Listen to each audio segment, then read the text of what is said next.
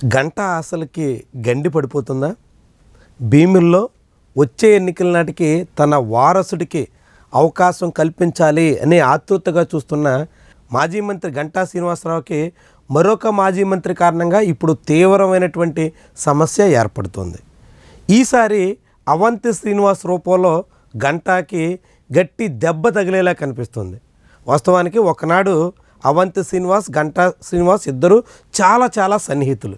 ఇరువురు కలిసి అటు ప్రజారాజ్యంలో ఆ తర్వాత తెలుగుదేశం పార్టీలో ఉమ్మడిగా సాగారు. కానీ అనూహ్యంగా 2019 ఎన్నికల తర్వాత విభేదాలు వచ్చాయి, చేరోదారి పట్టారు.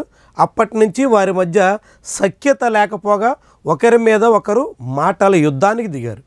అలాంటి నేపథ్యంలో మొన్నటి 2024 అసెంబ్లీ ఎన్నికల్లో అవంతి శ్రీనివాస్ వర్సెస్ గంటా శ్రీనివాసరావు అన్నట్టుగా భీమిలి రణరంగాన్ని తలపించింది.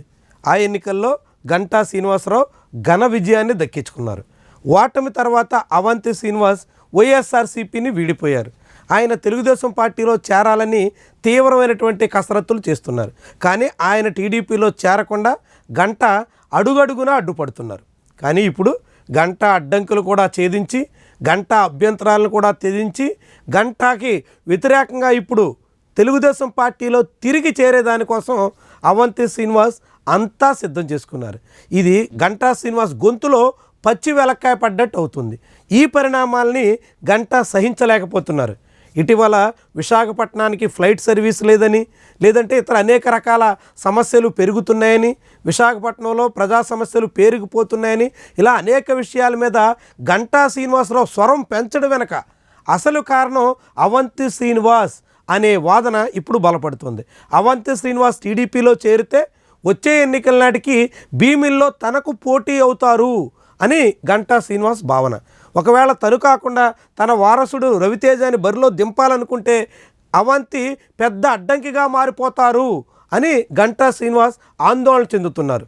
అందుకే అవంతి శ్రీనివాస్ని టీడీపీలో చేర్చుకోకుండా అనేక రకాల అడ్డుపులలేసే ప్రయత్నం చేశారు.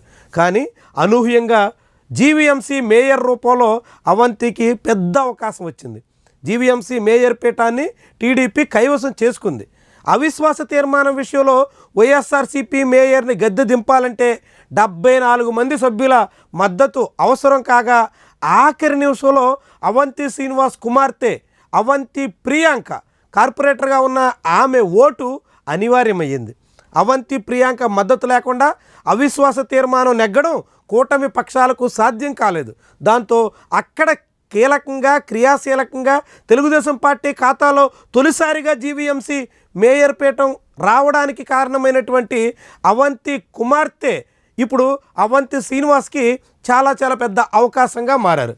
ఆమె ఓటు ద్వారా ఇప్పుడు టీడీపీ అధిష్టానానికి అవంతి శ్రీనివాస్ మళ్ళీ దగ్గరయ్యారు. తద్వారా త్వరలోనే అవంతి శ్రీనివాస్కి తెలుగుదేశం కండువా కప్పడం అనివార్యంగా మారింది. ఇప్పటికే దానికి తగ్గట్టుగా టీడీపీ అధిష్టానం సిగ్నల్ ఇచ్చేసింది. దీన్ని గంటా సహించలేకపోతున్నారు.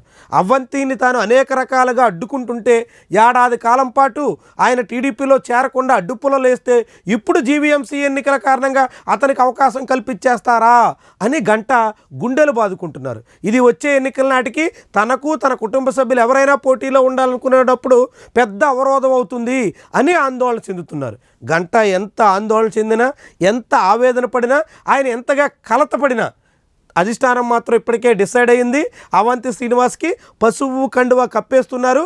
వచ్చే ఎన్నికల్లో భీమిలి టికెట్ కూడా అవంతికి ఇచ్చినా ఆశ్చర్యపడాల్సిన పని లేదు. ఎందుకంటే 2024 ఎన్నికల నాడే గంటా శ్రీనివాస్కి ఆఖరి నిమిషం వరకు ఊగిసలాట్లో పెట్టారు.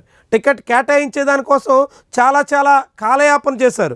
1, 2, 3 లిస్టులు ఇచ్చిన తర్వాత కూడా గంటాకి టికెట్ రాకపోవడంతో చాలామంది సందేహించారు.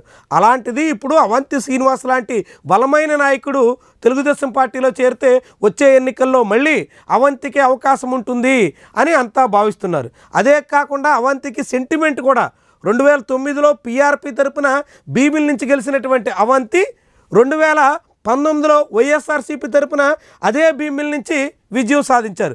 మళ్ళీ 2029లో అదే భీమిలి నుంచి తెలుగుదేశం పార్టీ తరపున ఆయన గెలిచే అవకాశం కూడా లేకపోలేదు అనేటువంటి వాదన కూడా వినిపిస్తోంది. ఏమైనా ప్రతి 10 ఏళ్లకు ఒకసారి ఆ భీమిలి నుంచి పోటీ చేస్తూ గట్టెక్కుతున్నటువంటి అవంతి శ్రీనివాస్కి ఇప్పుడు గంట అడ్డంకులన్నీ తొలగిపోవడంతో భీమిలి రాజకీయం, అందులోనూ తెలుగుదేశం భీమిలి వ్యవహారం రసవత్తరంగా మారుతోంది.